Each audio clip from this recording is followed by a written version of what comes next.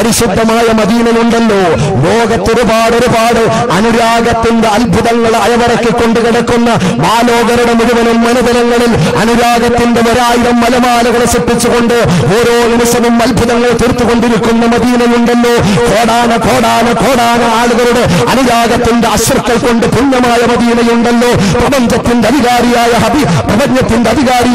അല്ലാഹുവിന്റെ ഇഷ്ടക്കാരനായ ഈ പ്രപഞ്ചം ഏതൊരു നേതാവിന് വേണ്ടി പടച്ചോ അള്ളാന്റെ ഹബീബ് മുഹമ്മദ് മുസ്തഫ സല്ലല്ലാഹു അലൈഹി വസല്ലമ തങ്ങൾ ഉമ്മ വെച്ചിറങ്ങുന്ന മദീനയുണ്ടല്ലോ.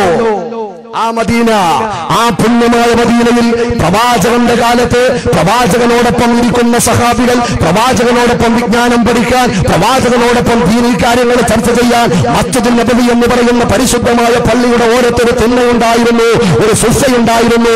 അതിനെ സംബന്ധിച്ച് ഹദീസുകളിൽ വിശാലമായ പരാമർശങ്ങൾ കാണാം. അവിടെ ഇരിക്കുന്നവർക്ക് പറയുന്ന പേരാ അഹ്ലു സുഫത്തിന്റെ ആളുകൾ, അഹ്ലു സുഫത്തിന്റെ സഹാബാക്കൾ. എപ്പോ നോക്കിയാലും ആ തിണ്ണയിലുണ്ടാകും പ്രവാചകനോടൊപ്പം ഓരം ചേർന്നിരുന്നുകൊണ്ട് അല്ലാഹുവിന്റെ ഹബീബിന്റെ പരിശുദ്ധമായ അധരങ്ങളിൽ നിന്നും മടർന്നു വീഴുന്ന മുത്തമണികളെ പെറുക്കിയെടുക്കുന്ന സഹാബത്ത്. ആ സഹാബത്ത് ഇങ്ങനെ തിങ്ങിക്കൂടിയിരിക്കുന്നു. നടുമധ്യത്തിൽ അമ്പലി തിങ്കളായ മുഹമ്മദ് മുസ്തഫ സല്ലല്ലാഹു അലൈഹി വസല്ലം തങ്ങൾ ശോഭയോടെ ഇരിക്കുകയാണ്. ആ സമയത്താണ് ഒരു കൂട്ടം സഹാബികൾ കടന്നു വരുന്നു.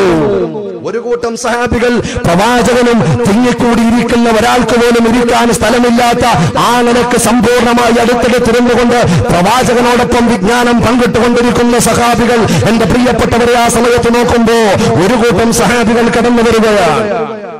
ഒരു കൂട്ടം സഹാബികൾ കടന്നു വരും. അല്ലാഹുവിന്റെ ഹബീബായ പ്രവാചകൻ മുഹമ്മദ് മുസ്തഫ സല്ലല്ലാഹു അലൈഹി സ്വലാത്ത് ഉറച്ച് മുഹമ്മദ് മുസ്തഫ സല്ലല്ലാഹു അലൈഹി വസല്ലം തങ്ങൾ കടന്നു വന്നു. അള്ളാന്റെ ഹബീബായ പ്രവാചകന്റെ അടുക്കലേക്ക് അവർ കടന്നു വന്നപ്പോ നബി സല്ലല്ലാഹു അലൈഹി വസല്ലം തങ്ങൾ എഴുന്നേൽക്കുകയാണ്.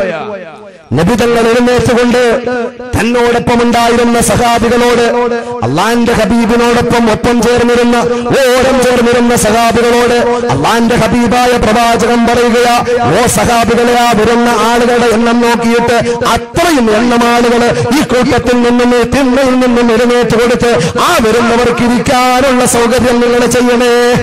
അള്ളാന്റെ ഹബീബ് പറയുകയാ, സഹാബികൾക്ക് ചെറിയൊരു നീരസം ഉണ്ടായി, സഹാബികൾക്ക് ചെറിയൊരു വിഷമം ഉണ്ടായി. കാരണം അവരെന്നതും സഹാബികളാ, ഞങ്ങളും അള്ളാന്റെ റസൂലിനോടൊപ്പമുള്ള സഹാബികളാ, അവരും സഹാബികളാ, ഞങ്ങളും സഹാബികളാ, പിന്നെ എന്തിനാ ഞങ്ങൾ എഴുന്നേറ്റ് കൊടുക്കുന്നത് എന്നുള്ള ഒരു ചോദ്യത്തിന്റെ മുഖഭാവം പോലെ കണ്ട പ്രവാചകൻ ആ സഹാബികളോട് പറയുന്നു, നിങ്ങളെ പോലെയുള്ള സഹാബികളല്ല, ആ വരുന്ന സഹാബികൾ ആരെന്നറിയുമോ? ബദറിൽ പങ്കെടുത്തവരാ വരുന്നവര്, നിങ്ങളെ പോലെയുള്ള സഹാബികളല്ല, ആ വരുന്നത് ബദരീങ്ങളാ, ആ വരുന്ന സഹാബികൾ ബദറിൽ പങ്കെടുത്തവരാ. അതുകൊണ്ട് അവരെ ബഹുമാനിക്കണമല്ലോ, അവർക്ക് സീറ്റ് കൊടുക്കണമല്ലോ. നിങ്ങൾ മുന്നിട്ടാണെങ്കിലും വേണ്ടിയുള്ള മക്കളെ അവരെ ഇരുത്തി ബഹുമാനിക്കണമല്ലോ എന്ന് ലോകത്തിന്റെ അമ്പലത്തിന്റെ മാലോകരോട് വിശ്വാസികളോട് അകലമം കൽപ്പിച്ച ആമിനാന്റെ മുത്തിന്റെ വാക്കുകൾ ഏറ്റെടുക്കുന്നവരാരാ? അഹ്ലു സുന്നത്തിന്റെ ജമാഅത്തിന്റെ മക്കളല്ലാതെ ആരാ?